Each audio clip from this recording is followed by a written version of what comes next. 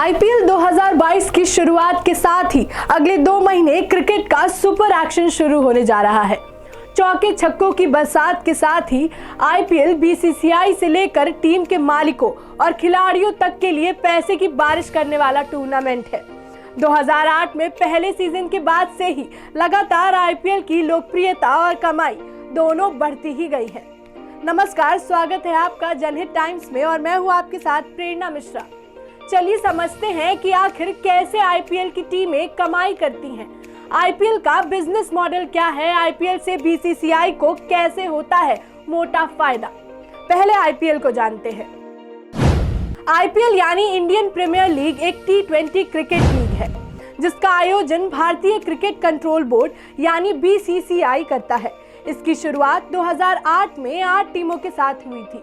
बाद में इससे 2 और टीमें कोची टस्कर्स केरल और सहारा पुणे वॉरियर्स भी जुड़ी थी, लेकिन अलग अलग वजहों से इस लीग से बाहर हो गई।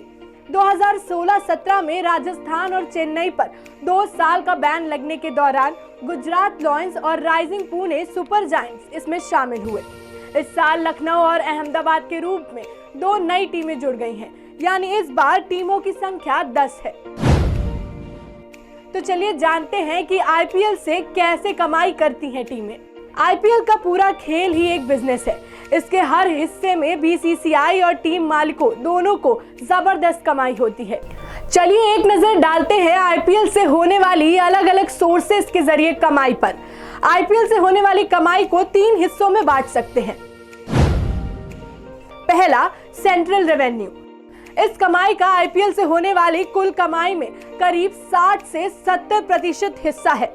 सेंट्रल रेवेन्यू से कमाई का 2 अलग जरिए हैं, मीडिया या ब्रॉडकास्टिंग राइट्स और टाइटल स्पॉन्सरशिप। दूसरा, विज्ञापन और प्रमोशनल रेवेन्यू।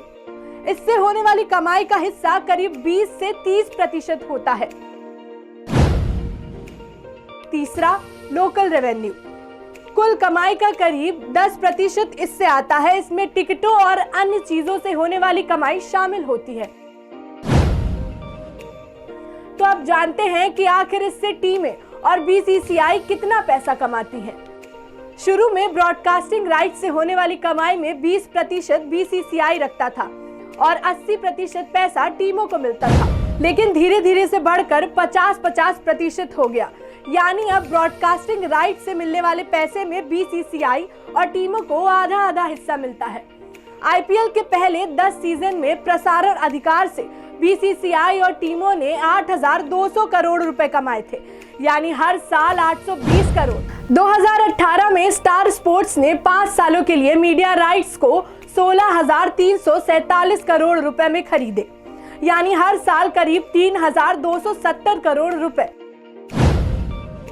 तो अब आपको बताते हैं कि किस चैनल ने कितने में खरीदा प्रसारण अधिकार। सोनी चैनल ने 2008 से 2017 तक इसे 8,200 करोड़ में खरीदा था। फिर स्टार स्पोर्ट्स ने 2018 से 2022 तक इसे 16,347 करोड़ में खरीदा था। अब आपको बताते हैं कि आईपीएल टाइटल स्पॉन्सरशिप के लिए कब कितनी मिली कीमत। साल 2008 से 2012 तक डीएलएफ ने दी 40 करोड़ कीमत। साल 2013 से 2015 तक पेप्सी ने दी 79.4 करोड़ रुपए।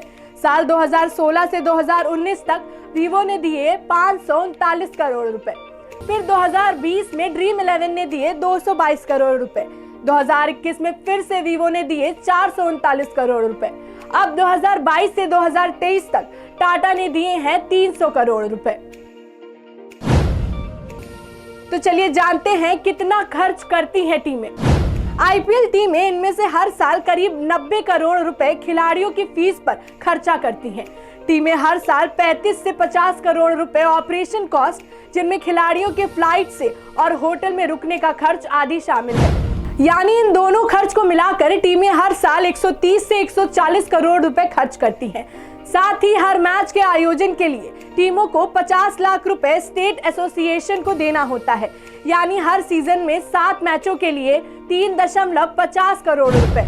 इसके अलावा टीमों को अपनी कुल कमाई में से 20% हिस्सा बीसीसीआई को देना होता है, जो कि टीमों की कमाई के हिसाब से करीब 25 से 30 करोड़ बैठता है।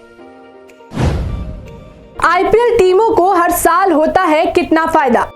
अब अगर आईपीएल टीमों को हर साल के करीब 300 करोड़ की कमाई होती है, इसमें से खर्च 160 से 165 करोड़ को निकाल दे तो टीमें सालाना करीब 130 से 140 करोड़ रुपए का फायदा कमाती है। आज आईपीएल 2022 का पहला मुकाबला कोलकाता नाइट राइडर्स और चेन्नई सुपर किंग्स के बीच है। सभी क्रिकेट लवर्स देखना न भूलें आज का ये इंटरेस्टिंग मैच शाम 7:30 बजे से स्टार स्पोर्ट्स डेस्क, जनहित टाइम्स।